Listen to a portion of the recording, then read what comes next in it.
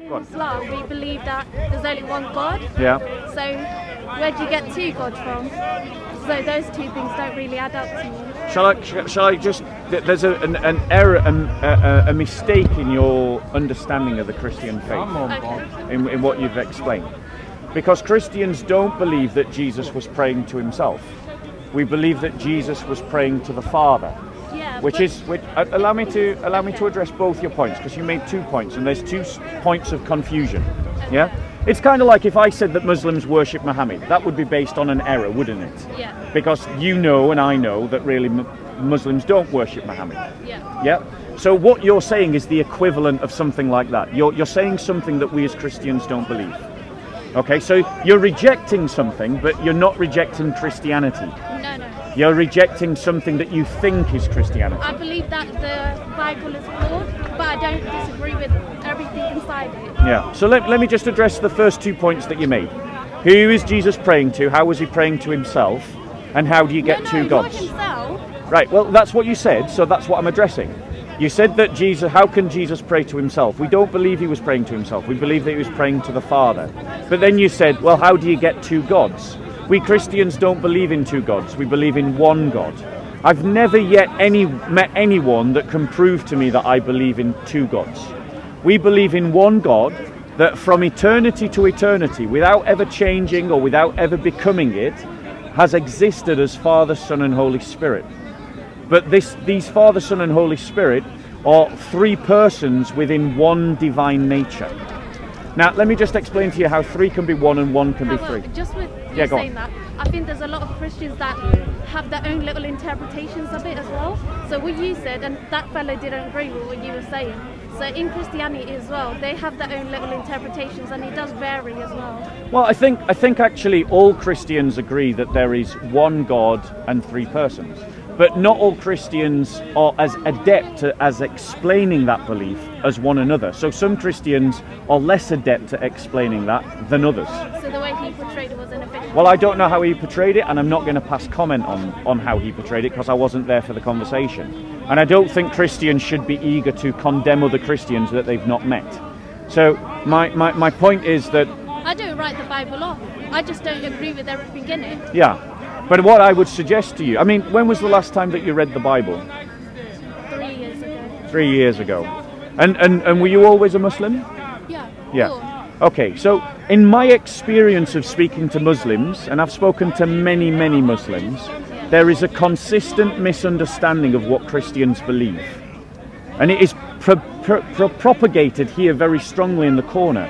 Muslims, for whatever reason, even Muslims that have been corrected and are on record as having been corrected multiple times, will still come back to the corner every week and tell the same thing. Now, for someone like you, I would write it off as ignorance. You know, you've maybe not had a chance to sit down and speak with a Christian. But some Muslims are here deliberately lying about what Christianity believes. Jesus prayed to himself. But then there's many people that I've had a conversation with.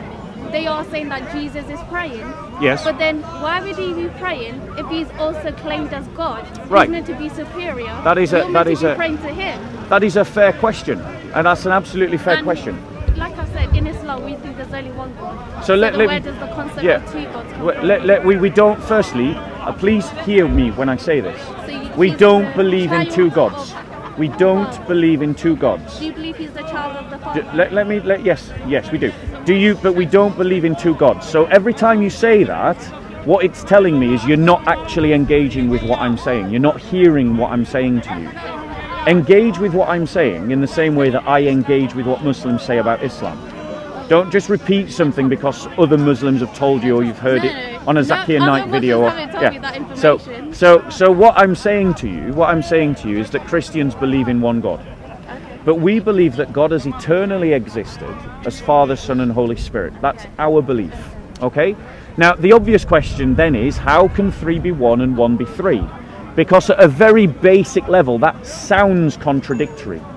But actually, if you just take a moment to think about that, it isn't as contradictory as it first appears when you utter it from your lips. And I'll give you an example. Right now, every single person is experiencing as a singularity, as a singular experience, three-dimensional space. you are stood right now in three-dimensional space. Right? But you don't think to yourself, I'm stood in three-dimensional space. You just think to yourself, I'm stood in space. You experience it as a singularity, you register it as a singularity, cognitively you interpret it as a singularity. But mathematically, it is three-dimensional. So 3 can be 1 and 1 can be 3. So that is not a contradiction. And so what I'm saying to you is that I'm inviting you and any Muslim, to actually engage genuinely in what Christians believe. Not what you might have misheard or misunderstood Christians as believe. You asked me, did I read the Bible? I told you I read it 3 years ago. Yeah. Go on. And now you're telling me what other Muslims are saying to me. But I haven't actually had a conversation with other Muslims. I'm going based off what I think. Well, I just think that what you're saying sounds remarkably similar to what every Muslim thinks. There you go. So what's that? What is that telling us? What is that telling us? Because there are atheists in this park that get what I'm saying. There are agnostics in this park that get what I'm saying. One second, sister.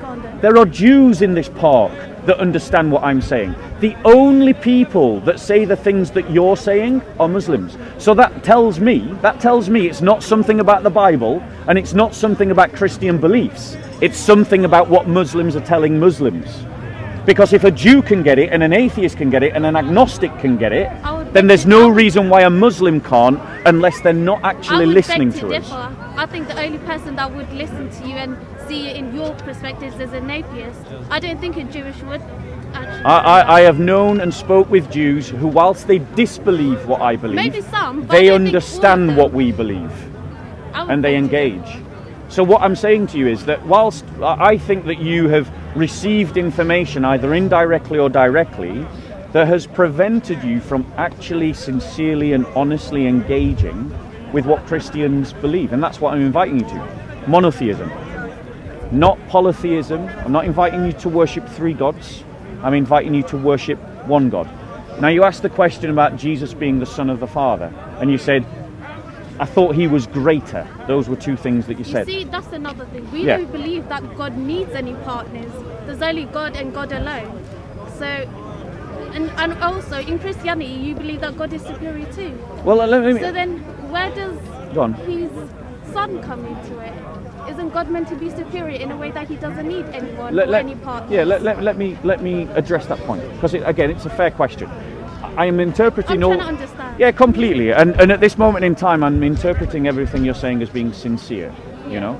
So, in terms of our understanding of Christ, our interpretation, in terms of our understanding of what we believe in this, we believe that the Logos, which is another term for Christ, became a man. That he entered into creation.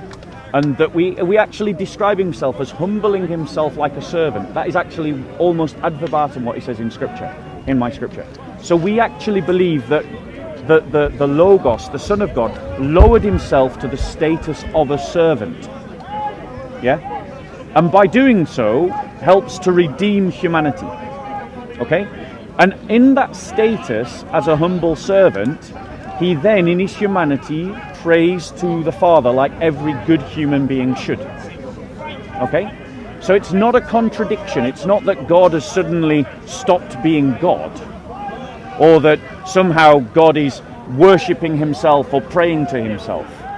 It is that the Logos, the Son of the Father, has become human and continues the dialogue that he has had from eternity past with the Father. But now he's doing it as a man rather than as the divine Son. See, that's hard for me to understand, because I understand it fully, fair enough, but we believe completely so much more different. Yeah. So. Sorry, go on. You were saying, I missed that. Say that last point again. Say again, sorry? I said I don't want a full-on debate because this is that's the first fine. time I've ever come. We're just having a conversation. In Islam, we can't comprehend that concept because we don't believe in it. I would say to you that in Islam has nothing to do with it. It's about whether you as an... It's really hard for me to grasp the concept that Jesus put himself in a human sort of way when he is meant to be as equal to God. for us, God is not, like, we don't know how God looks like. Can I ask you a question? Okay. Do you believe that God is all powerful? Yeah. Do you believe that there are things that God can't do? No, there is nothing God can't do. So can God enter into his creation if he chooses to do so? If he chooses to do so, but I don't see that happening. I don't see why or how or... Okay, so that's where we can continue our conversation. Because our question is not whether God can. Yeah, of course you can ask, but let me just finish. I didn't finish my go point. on. It defeats the purpose of being God if he enters into a human creator. Well, no, it would defeats depend. the It purpose. depends on your vision of who God is. Because we as Christians see God as love. Now, if you love someone, like, imagine someone you do love, your mother, your father, your brothers, your sisters, your husband, someone you love.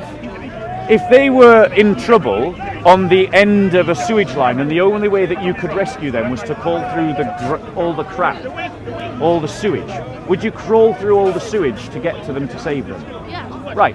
Well, we see God as love. So it is not against the purpose of God to enter into the filthiness of creation if by doing so he redeems that creation. And that is the Christian understanding of God. We see God as love, as pure love. So do we. Well, then your God, we just talk about God not needing partners, right? The contrast to God's love in Islam, as I understand Islam, is God is all merciful, correct? Right. So give me an example of mercy. Mercy, okay, so I smacked you across the face. Yeah. I repented to God. Yeah.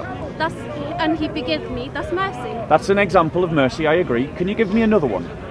Another one is to not do it to you, and God put that into my heart. So not smacking me across the face. I'm just giving an example. Yeah, no, these are good examples. But the point that I'm making to you, right, and we could do this experiment, this thought experiment, but every example of mercy is an example of a transaction between two parties. Party A and Party B. In the two examples you gave, Allah is merciful to you because you don't smack me across the face. Well, you are merciful to me in your second example because you don't reply to my smacking you across the face by smacking me in the face. So there's two parties in a transaction. So in other words, we cannot conceive of mercy apart from it being a transaction. Which means for Allah to be all merciful, there must be a partner, another, to whom he is merciful.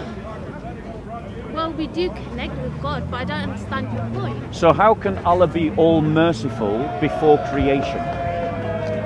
Who is he being merciful to? To us. But he's been merciful on my life as well. Okay, so so to be merciful requires two parties. So it needs a partner. And that's an Islamic concept. Islam teaches that Allah is all merciful. Yeah.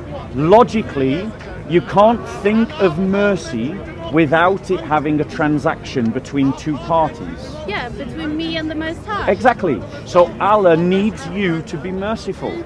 No, he doesn't need me. So who was he merciful to before you? So there's several people around us. So who was he merciful before them? Then he'll be merciful to someone else. And okay, so if I'm not merciful to the Most High, he can still be merciful back to me. So let's take it all the way back. Let's take it all the way back. So who was Allah merciful to before he created anything at all? Sorry? Who was Allah merciful to before he created anything at all? When there was just Allah. The prophets. No, when there was just Allah, before the prophets. There will be nothing to be merciful to. Bingo! So Allah can't be merciful unless he's got a partner. I didn't know. He don't have a partner. We are his people. We submit to him.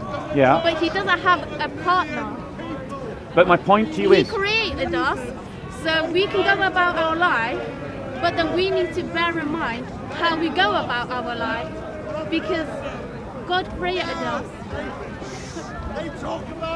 Do you see my point, we sister? We are submitting to the Most High. There's a connection and an interaction. Correct. But we are not his partners. What I'm pointing out to you is there is an internal inconsistency to the logic of Islam. It is saying that, we can't believe in the Trinity because that implies partnership, which incidentally it doesn't at all. To us it does. Well, but that's because you're believing in a mischaracterization of the Christian faith.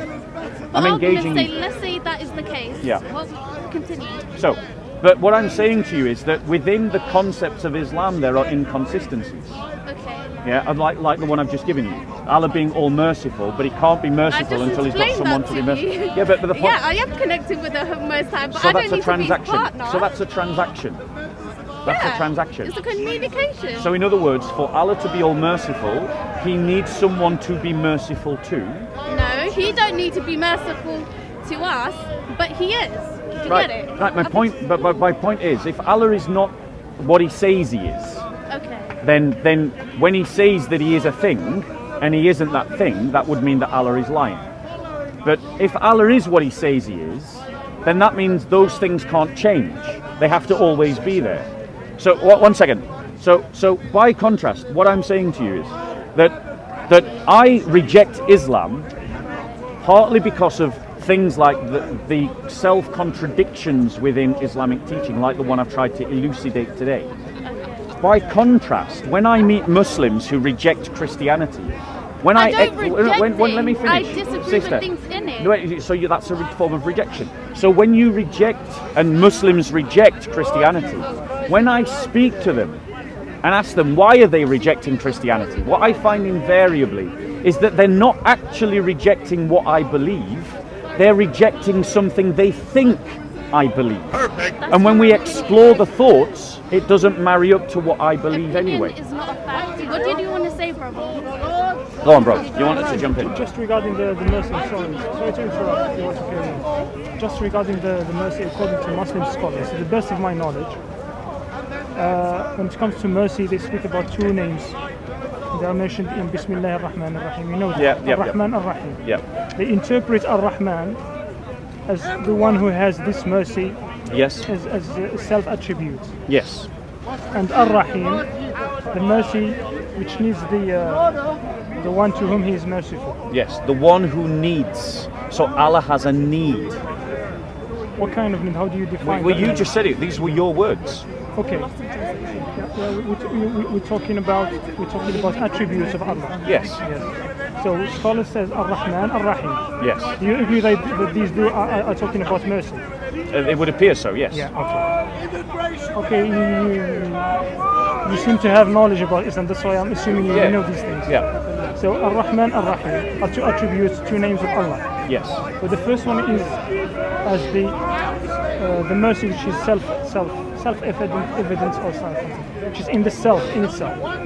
And the other one Is an action. is that's the point. Yeah. Yeah. Okay. Is the action? So?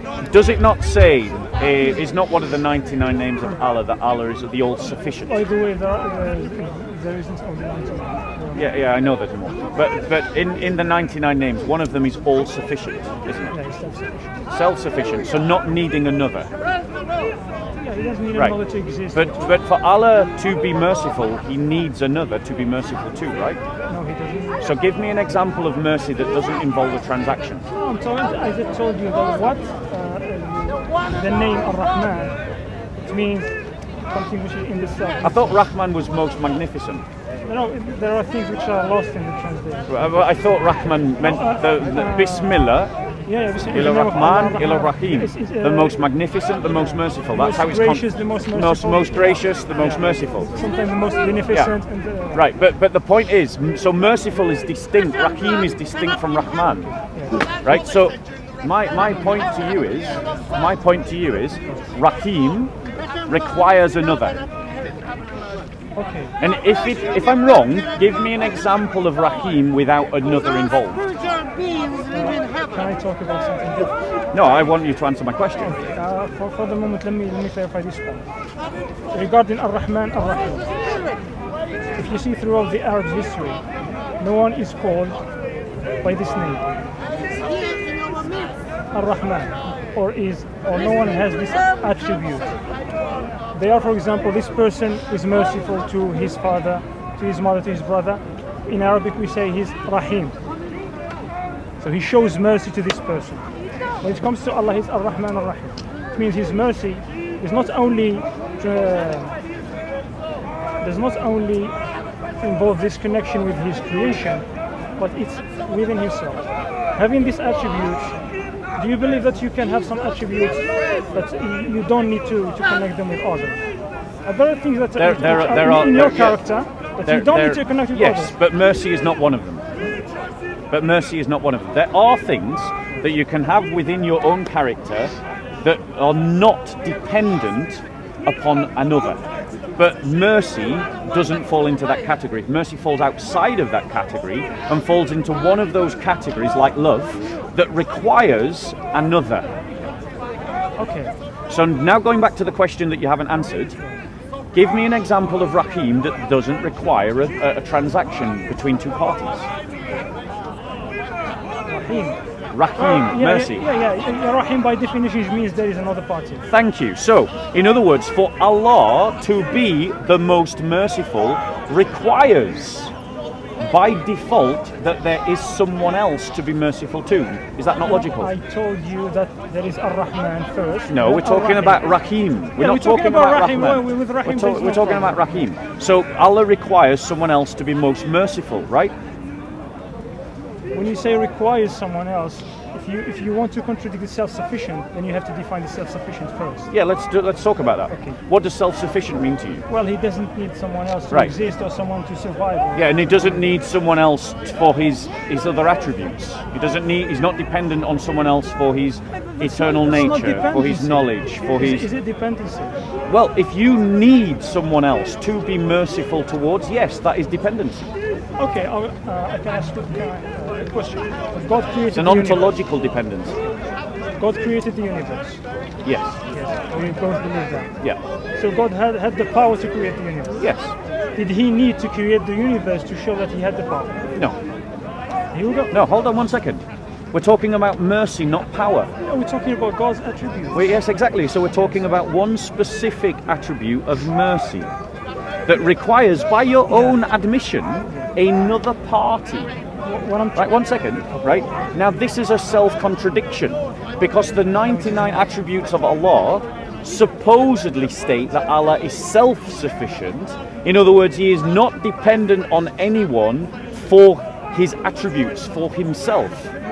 But mercy has no concept or significant meaning other than the fact that there is someone to be merciful to. And thus you've got a contradiction between Allah being the all-merciful and self-sufficiency.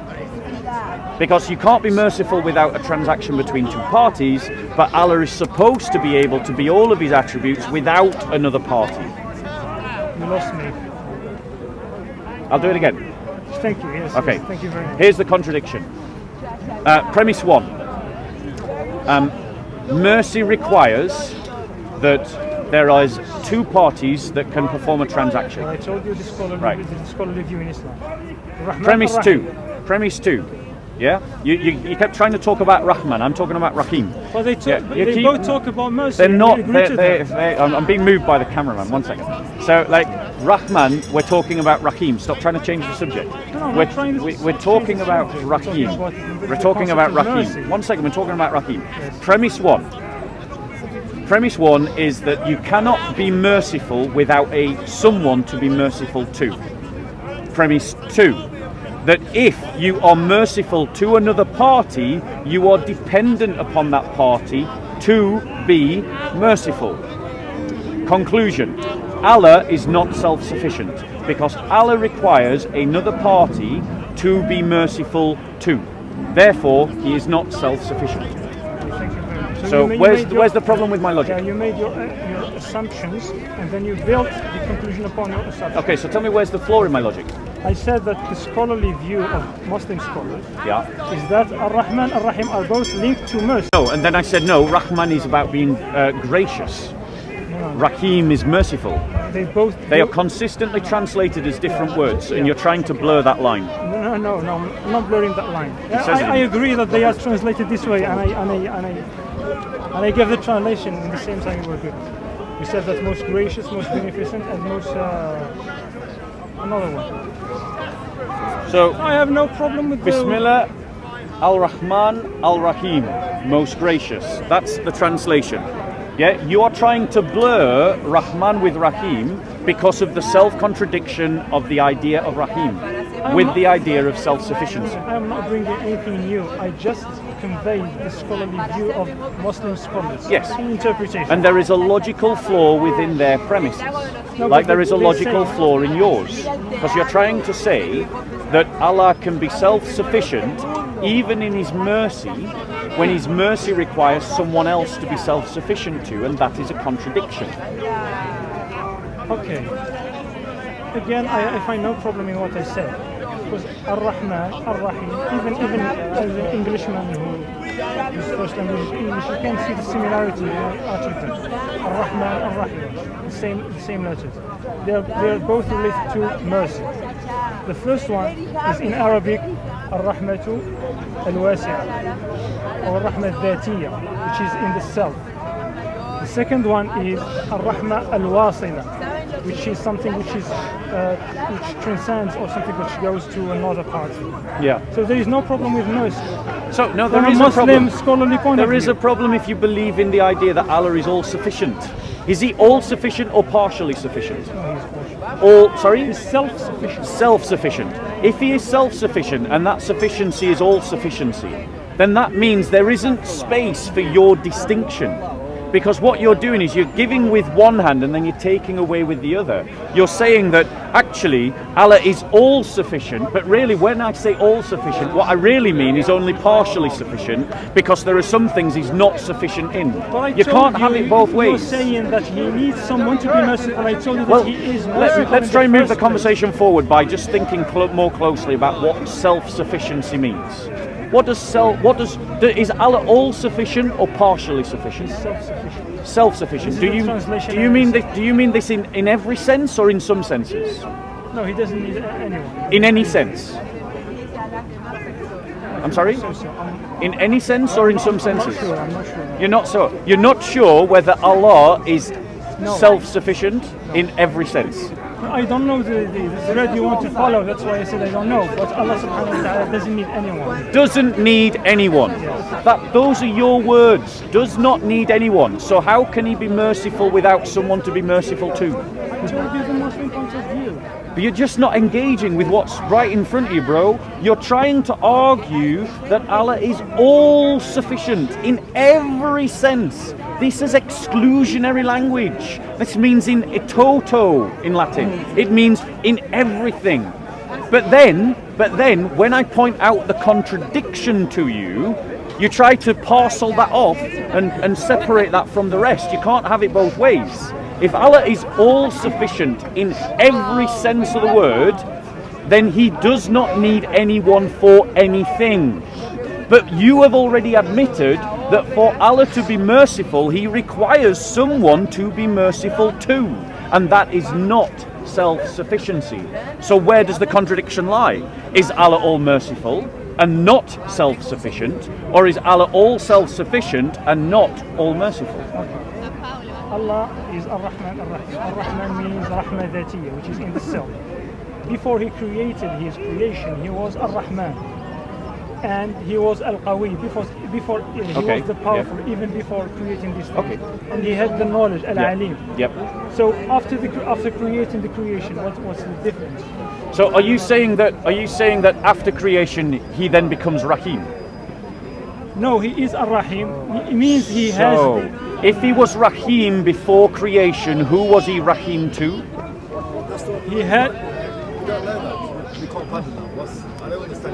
There's a contradiction in Islamic TAWHEED is the problem. Of course you would say that, but I'm pretty sure everyone else can get what I'm saying. Your point of view, you say that... Do you get what I'm saying? Yep. Do you get what I'm saying?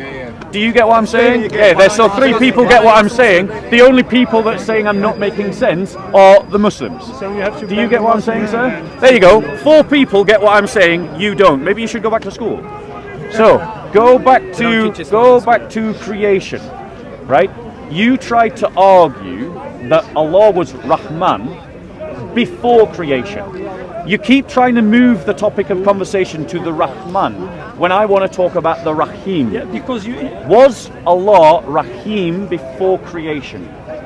we believe that the attributes of God Yes. do not need the creation They do not need the creation. You all heard that. They do not need the creation. So in other words, Allah doesn't need the creation to be Rahim, the most merciful. So now give me an example of mercy that is not involving a transaction between two parties. Within the human realm. No, any transaction, any transaction. Within the human realm, of course. Give me an example that doesn't involve humans. Doesn't involve humans. Yep. Allah subhanahu wa ta'ala. Who is he merciful to?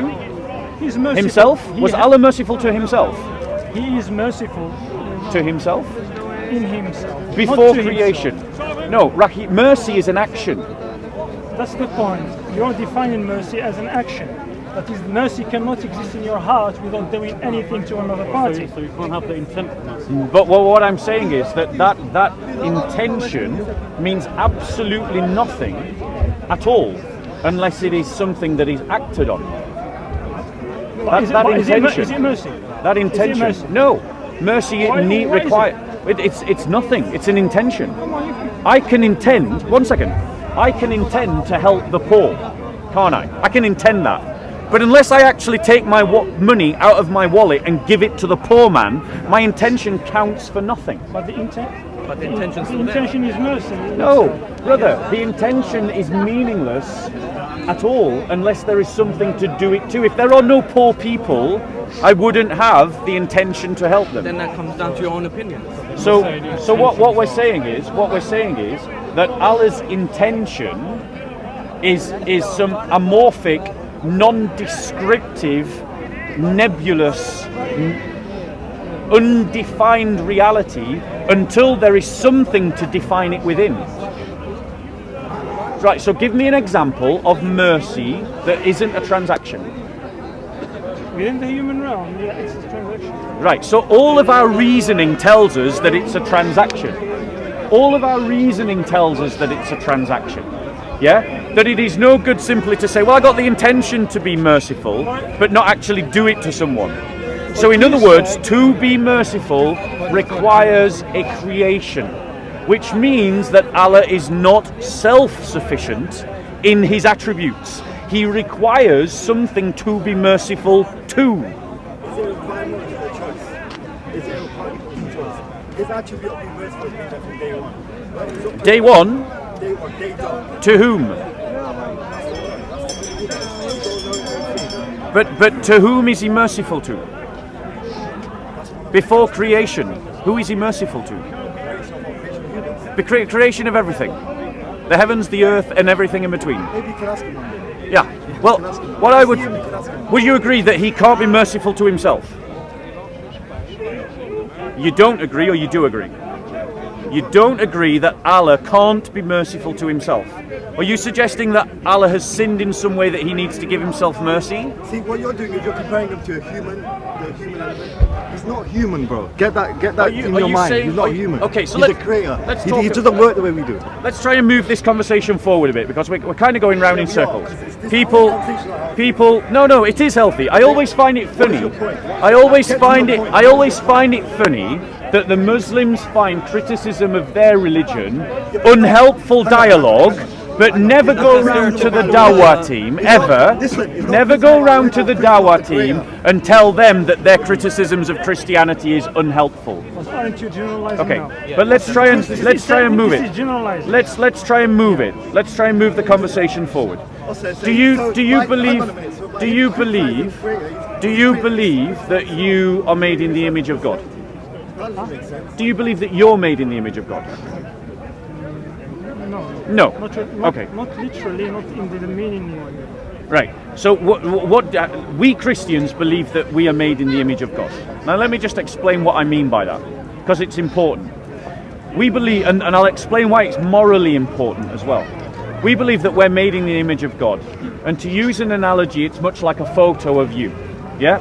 A photo of you, this camera shot of you, will not have your 3 dimensions. It will not have any of your will or your character. Yeah, and nothing like that. But no one would look at the image and say, that's not you. They would say, this is an image of you. Okay? Likewise, between man and God. There's an ontological difference between God and man, but man is made in the image of God. In other words, what I mean is, that we have will like Allah has will. We have compassion like Allah has compassion. We have mercy like Allah has mercy. We have the ability to reason like Allah has reason, and so on and so forth, and many other things besides, right? The reason why that's morally important is because from a Christian narrative, that means every person has a dignity given to them by God that is not connected to their ethnicity, it's not connected to their gender, it's not connected to their race or their ability, okay? So it's morally important from a Christian perspective. Now you're saying you're not made in the image of God. Is that right? Can I clarify the Muslim point? Yeah, please. There is this saying of Prophet Muhammad in which he said, if ever one of you fights against his brother and wants to hit him, avoid the face, because Allah created Adam on his image. So the word image here, people are in Arabic, لأن الله خلق آدم على صورته. This he is like how do you say ضمير? It's like a pronoun. When it comes, it refers to something that came before you speak. So some scholars say that this he refers to Adam, that Allah created you and me on the image of Adam. And other scholars say no, it refers to Allah, that Allah created you and me on his image. But when we go through all the texts that we have, the scriptures and the sayings of the Prophet, peace be upon him, we find other attributes of Allah that cannot be likened to our attributes. So, for example, Prophet Muhammad says that Allah subhanahu wa ta'ala has this nur, light, that if he allows his light to come on earth, it would burn everything, because it's so intense. So, does my face or your face have this light? Okay, that's why I said it's not literally the same thing. We don't believe in a literal image. We're not saying that it's a physical image. We're saying that and to be clear, that's not what Christians believe. We don't teach that man is made physically in the image of God, that he is made in the image of God in the sense that he has will, he has the potential, he can recreate, he can procreate. It is an image within. Allow me to it is within. One second. Within the inner man. That is our concept of it. But what I heard from you was that Allah, there's something special about the face that don't hit the face, because he's made in the image. I'm not interested in delving too deeply into that, because there's something else that I want to explore. You're saying that you're not made in the image of Allah. Let me put it this way. Let me rephrase the question. Is your mercy like Allah's mercy? Can we clarify the point about Allah and the creation? You can do if you want, but my question is... I wanted to make a point. I'm not so knowledgeable about Christianity. So whatever claim you make, I would take it and then make my own research. So I cannot argue about... Sorry. I've got a question. But let's bro make his point. Can I interrupt you? Yeah, there you go. Okay, fair enough. He's given... I've got a question for you. Yes. Let's have a more productive conversation. Can you explain to me, do you believe in the Holy Trinity? Okay, so... Can you explain to me the concept behind the Holy Trinity? Right, so How about the brother, now please notice, the brother's definition of a more productive conversation is to change the topic. Yeah? But no, we're talking about the fact... attributes of the Creator, but I don't understand. Let's go to the basic of what you believe in, and let's talk about that. Because God created this in this place, brother, like... You're going to be rude to this man. You're going to be rude to this guy. If you change the topic, and force a different conversation. Because we're exploring the internal contradictions within Islamic TAWHEED. Later. Let me finish this conversation and then we'll have a talk. Yeah, right. So going back to our topic, right? Or is your mercy? Can you be merciful like Allah can be merciful? So you can't forgive someone. Does Allah forgive someone? So you can be merciful like Allah can be merciful. No, not in that sense. How are they different? Because that's a God and you're human beings. No, but that doesn't answer the question. That's just pointing out that the fact one's God and one's human. I'm asking, how is your forgiveness different? How is your forgiveness? If I punch you in the face in a very unchristian way, and then as a good Muslim, Not that I think that this is actually the definition of a good Muslim, but you turned around and you went, do you know, I forgive you, Bob. Right? How is your forgiveness of my crime towards you different from Allah forgiving you? Well, actually, I don't know the right answer for that, but the general idea I have from scholars is that the attributes of Allah are independent. Allah is independent in His attributes. And for example, if I forgive you for punching me in the face, something bad, I might still have this kind of, I still reminisce this, so remember this action, and I might have the same feeling from time to time, even if I say, okay, I forgive you, well, Yeah. no problem. Yeah. So one is of a perfection to the other, an order of perfection. Like Allah's forgiveness is total and complete, but yours isn't. Maybe if you want to. I don't want to misrepresent you, but what you're really saying there, when you say that, what you're really saying is that the difference between your mercy and God's mercy is one of degree. It is a quantitative difference, not a qualitative difference. Because Allah's mercy is complete and total, but yours is a bit marred, yours is a bit more sticky. Thank you. The difference between. Water? Oh, thank you very much. The difference between our attributes and God's attributes is like the difference between us and our Creator. Yeah. And But that's not again. You're not. No offense, but again, you're avoiding the point. I want to explain why I give you this answer, because in Islam we are not allowed to say things we don't know about Allah. Yeah. And Allah says in chapter 255, وَلَا يُحِيطُونَ بِشَيْءٍ مِنْ عِلْمِهِ إِلَّا بِمَا شَاءَ. And they don't acquire any knowledge about Him except that. Right. that So here's another internal contradiction within Islam then, because if you're saying that your mercy is not like Allah's mercy, okay, and we only can conceive of mercy as a transaction and within the idea of forgiveness, then when you say Allah is merciful, you're not actually saying anything meaningful at all. Because if you're saying that there is an ontological difference between the mercy that God has and the mercy that you have, rather than a qualitative difference of the mercy that God has and the mercy that you have, then what you're saying is that when Allah calls Himself merciful, He's not actually communicating anything that's intelligible. Because if we have no point of reference for the word, yeah, if we have no point of reference for the word, then the linguistics of the word break down.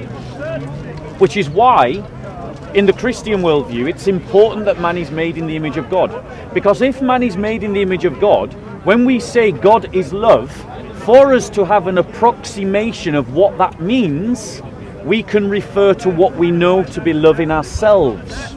But if you're saying that God's mercy is nothing at all like ours, there's an eternal gulf between Allah's mercy over here and man's mercy over there, then that means that the linguistic point of reference disappears and the word mercy means nothing intelligible.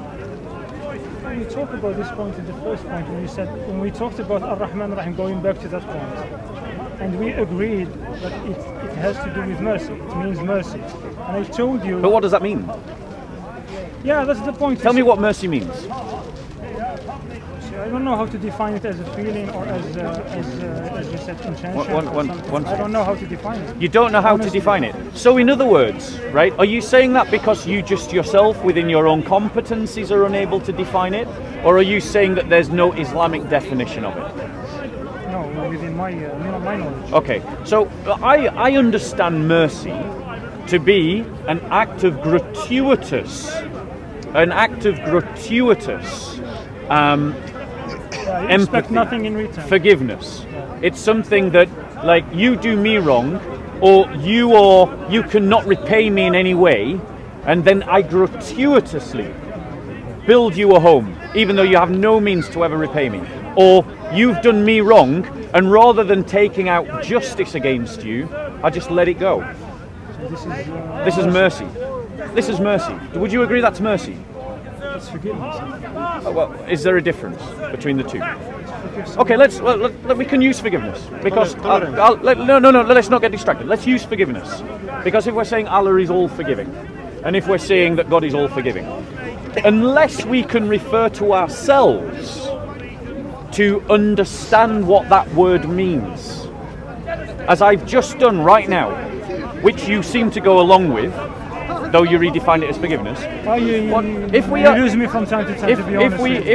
If we are using that as our point of reference, then that means man is made in the image of his creator. And if we don't have that point of reference, and Allah is not, we are not made in the image of our creator, then to speak of Allah being merciful or of him being all forgiving doesn't communicate anything at all. Aren't you assuming that to say that you're created in the image of your creator? I believe that makes you like your creator. We have a likeness to our creator. Yes, that is the Christian belief. And that's what I'm inviting you to. And if you think logically, you can see that it makes more sense. If you think logically, it makes more sense. Because if you're saying that Allah is merciful, if we say that God is merciful, and the only way that we can understand mercy is to refer to how we understand mercy from a sociological perspective, an anthropological perspective, i.e. one centered on our own experience of human mercy, then that allows us to make sense of the word when we say God is merciful. But if we take away that point of reference and we say that man is not made in the image of creator, then when we say that God is merciful, we can have no understanding of what that means, which means God cannot communicate to us what that means. Logically also, as well as the issue about communication, logically also, when we think of what mercy is, we always think of it as a transaction. That's your assumption. I invited you to give me an example of mercy that wasn't a transaction, and you couldn't. Within the human realm, yes. Yeah, because there isn't one. There isn't one. I couldn't give one. Exactly, you couldn't give one. And I've asked Muslims many times to give me an example of mercy that is not based upon a transaction, and they're unable to do so. Do you know why? Because to be merciful requires another, which means that Allah is not all sufficient. So if you can see that there are problems with Islamic TAWHEED, I invite you to come to something better.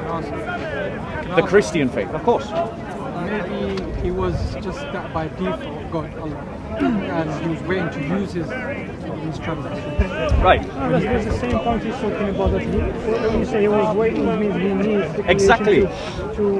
You see, you can't even, linguistically, you can't even describe this concept without using words that require dependency. Where God is, there's no timeline. Try again. There's no timeline where God is, so he wasn't waiting, he just created and used his message. Well, actually, so, go on. He was asked, why did Allah create this universe? He didn't need to create this universe. Why did he create it?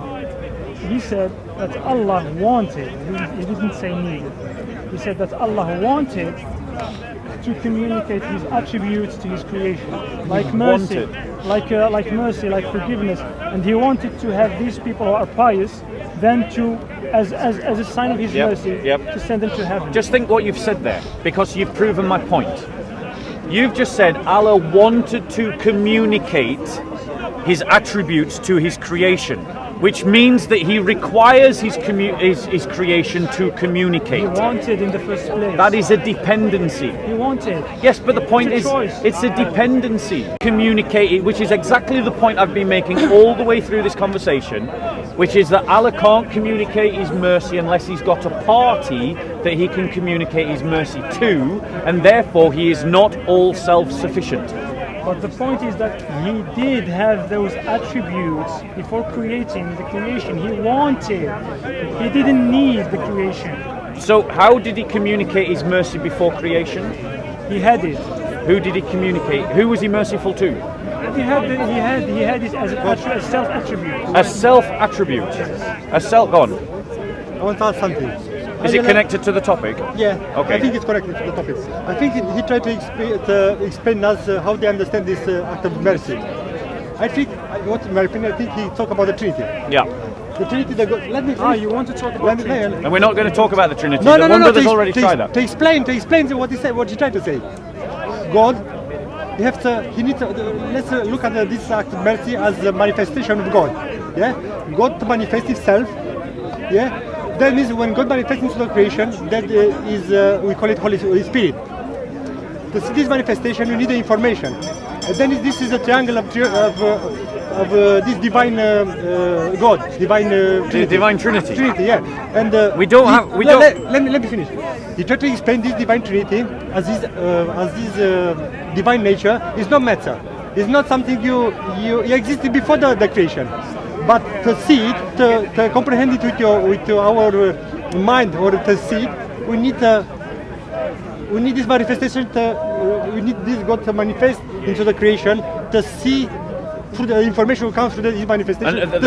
I get what he's saying, that. bro, but what he's saying has an internal contradiction within his reasoning.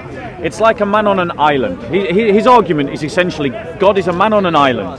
He's someone who's predisposed to help the poor, but because he's on his own on the island and there's no poor people, he can't do anything to help the poor. That's the kind of logic that he's using. That is the kind of logic that you're using.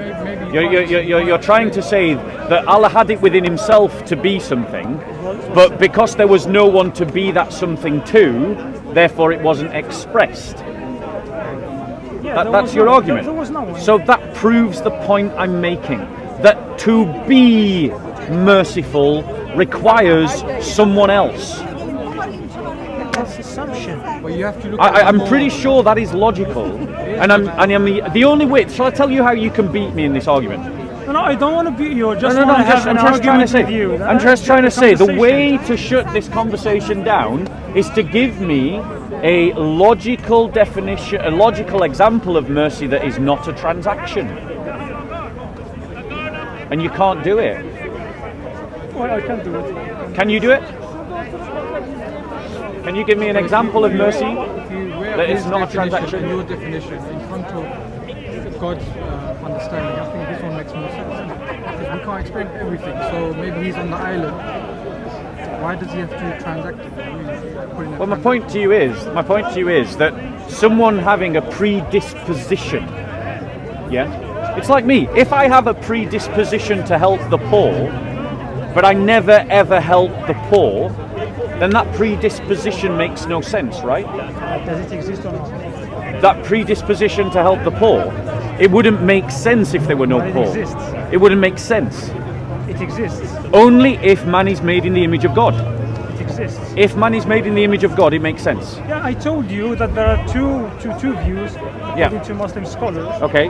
That man is created in the image of God, or Yeah. man is created on the image of Adam. But then when I asked we don't you, take it in the literal. but then when I asked physical, you, no, neither would we. Don't take it in a physical, literal sense either. And if Muslims believe that, it's because they've read too much books from Ahmadiyya and not actually spoke to enough Christians. The point that I'm making to you is for that linguistically to make sense, man must be made in the image of his God. But then when I asked you, are you merciful like Allah is merciful? What did you answer? well, when it comes to the concept of mercy, Are you merciful like Allah is merciful? no, not like Allah. Right. In any of His In attributes. any of his attributes. So on one hand, so in what way are you like, or in what way do you carry the image of Allah? Tell me. In what way? Well, If it's not to do with the spiritual character, in what way are you the image of Allah? I am in no position to give my own opinion because I'm not a scholar. But according to the scholars, the ones who said that the pronoun refers to Adam, there's no problem with it. And the ones who said that the pronoun refers to Allah, they brought the texts from the Quran and from Hadith that gives some explanation about Allah's attributes. You've not answered my question. In what way are you made in the image of Allah?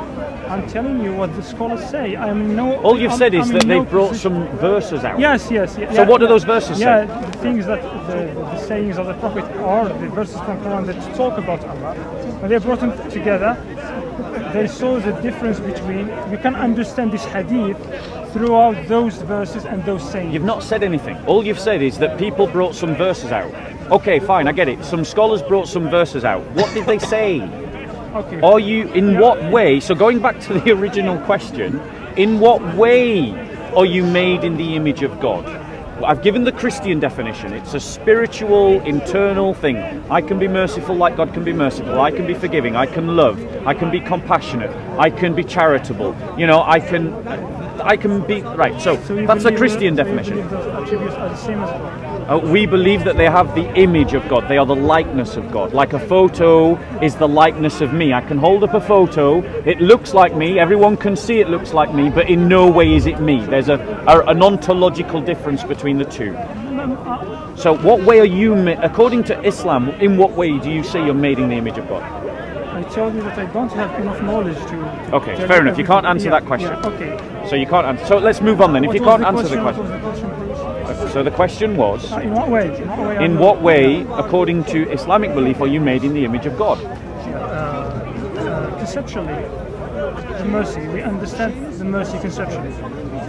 When I say mercy, do you have any understanding of mercy? Whether it's you can put it in words or not? Yeah, mercy is a transaction between two parties that is a gratuitous act that cannot be repaid and is undeserved. That's mercy. I've given a definition. What's your definition? I can define it, but I understand when you say mercy. I can have. Is there something wrong with my definition? I cannot answer that question. You can't answer that question. Can I suggest to you that there's a better way than Islam? I'm going to end on this because we're just going round in circles now. There's a better way than Islam. In this conversation, I have received no answer to the internal contradiction within TAWHEED that says on one hand that Allah is all-sufficient, but then on the other hand that He is merciful, and the fact that we cannot conceive of mercy without it being a transaction between two parties, which means that Allah can't be all-sufficient because He can't be merciful without someone to be merciful to. So that's an internal contradiction. No, you ignored the Rahim. You kept trying to change the subject. We were talking about Rahim, not Rahman. Then we talked about the fact that in Islam, because you have no way, because Allah is so different to His creation and we are not made in His image, that you can't speak about saying God is merciful because that doesn't mean anything in any communicative sense without using an anthropological perspective, i.e., how do we human beings experience mercy? In Christianity, we have neither of these two contradictions, neither of these two problems. One, because we say man is made in the image of God, which gives us a point of reference by which we can then speak meaningfully about God being love, about Him being merciful, without any problem. And two, because we say that God is a Trinity, when we say that God is love, the Father has someone to love, the Son has someone to love, the Holy Spirit has someone to love, the Father, and so on and so forth. So we don't have the internal contradictions that you have. And I invite you to consider what you've heard, to reflect upon it, and to embrace something better. I'll leave the last word with you and then we can stop. Well, I would like to say thank you very much. I've been seeing your YouTube videos. I wanted to have a conversation with you. It was very pleasant talking with you. It was very good. Thank you very much. Have a lovely day. Maybe next time we'll have some other things to talk. Have a think about what you heard today. Thank you very much. Take care. See you. Take care. Thank Has you. anyone got any questions about what they heard today? Anyone got any questions about what they heard today before we wrap up? Nope. Okay. So guys, in terms of, I'll just do a quick summary. This is the wrap up for the camera. I'll just go through briefly what the problem with Islamic Tawheed is, or one of the many problems of Islamic Tawheed. They're saying that the gulf between God and man is so great that our mercy is not like Allah's mercy. If that is true, that Allah's mercy, not His being, but His actual mercy, is ontologically different than our mercy, then that means we have no point of reference by which we can communicate meaningfully that Allah is merciful. It doesn't make any sense because we have no point of reference to give that word definition or meaning. By contrast, Christians say that man is made in the image of God, and because we say that man is made in the image of God, we have a point of reference by which we can speak meaningfully when we say that God is merciful, because we can use how we understand mercy with us today. So that's the first problem. The second problem is that if you say that Allah is merciful, that God is merciful, every understanding of mercy requires a transaction between two parties. If you're a poor man, paperboy, and I come up to you because I'm a rich man, and I give you money that you can never repay me, that is an act of mercy. If you do me wrong and I forgive you without demanding justice, that is an act of mercy, and that requires a transaction between two parties. So when they say that Allah is Al-Rahim, that He is all-merciful, that requires someone or something to be merciful to. Which means that when they then go and say that Allah is all-sufficient, self-sufficient, dependent on no one for any of His attributes, that you have a contradiction. Because if you are all-sufficient, that is all, not partial.